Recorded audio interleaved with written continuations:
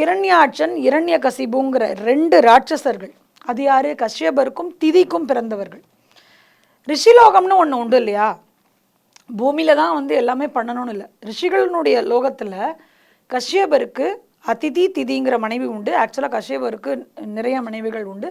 கத்ருபா வினிதைங்கிற மனைவியும் உண்டு. இந்த அதிதி திதியில் அதிதிக்கு பிறந்தவர்கள் அத்தனை பேரும் தேவர்கள், இந்த திதிக்கு பிறந்தவர்கள் அத்தனை பேரும் அசுரர்கள்.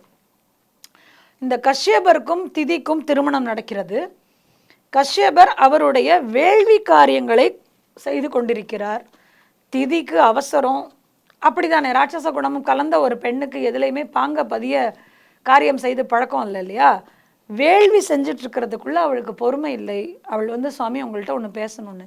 வேள்வி நடந்துட்டுருக்கேம்மா, இப்போ போய் நீ என்ன பேச போகிறேன்னு? இன்றைக்கி தானே நமக்கு திருமணம் நடந்தது. ஆமாம், திருமணம் தான் நடந்துடுத்தேன், இப்போ என்ன, அதோ வரேன், இரு வேலையெல்லாம் முடிச்சுட்டு வரேன்னு. இப்போவே நான் அவங்களோட பேசணும், கொஞ்சம் பொறு. ஏன்னா இந்த சாயரட்ச வேலைங்கிறது அசுர பலம் கூடக்கூடிய நேரம். அதனால தான் சாயரட்சை ஆனால் வீட்டில் விளக்கேற்றணும். பெரியவாலாம் தெரிஞ்சு தான் சொல்லியிருக்கா.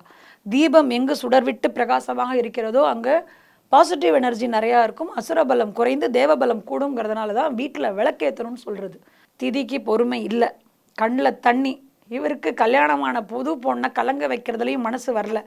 எல்லாம் விதிப்படி தான் நடக்கும். பகவானே நீ ஆட்டு விற்கிற, நான் ஆடுறேன், சரி நடக்கிறது நடக்கட்டும் சொல்லி திதியோட சரி திதி கூப்பிடுற மாதிரியே திதி பின்னாடியே போகிறார்.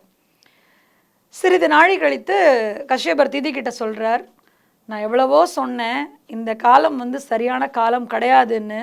நீ என்னை ரொம்ப வற்புறுத்திட்ட, விதிப்படி தான் எல்லாம் நடக்கும். இப்போ நடந்ததனுடைய நிகழ்வு ரொம்ப பயங்கரமாக இருக்கும், அதை நீ வந்து தாங்கி தான் ஆகணும்.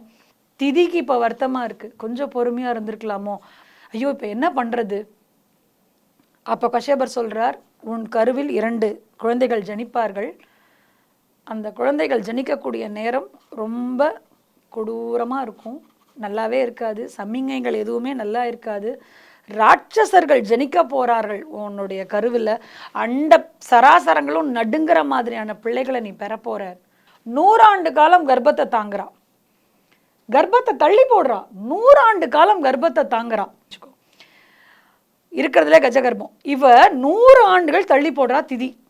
ஏன்னா ராட்சச குழந்தைகள் பிறந்தால் அதனால் அண்ட சராசரங்களுக்கும் அழிவு வரும்னு தன்னுடைய கணவர் கஷ்யபர் சொன்னதுனால ஒரு கட்டத்தில் அவதாரம் நிகழ்ந்து தானே ஆகணும். சுவாமி எப்படி பொறுப்பார்? விதி அதது காலம் நடக்கும்போது நடந்து தானே ஆகணும். சரி, ஜனிக்கக்கூடிய நேரம் வந்துடுது. 2 குழந்தைகளும் பூமியில் ஜனிக்கிற நிமிஷம் ஜனிச்சு அப்படியே வளர்ந்து நின்றுடுறா. நெடு நெடு நெடு நெடுன்னு வளர்ந்து நின்றுடுறா. அதுதான் அசுர வளர்ச்சிம்பாங்க.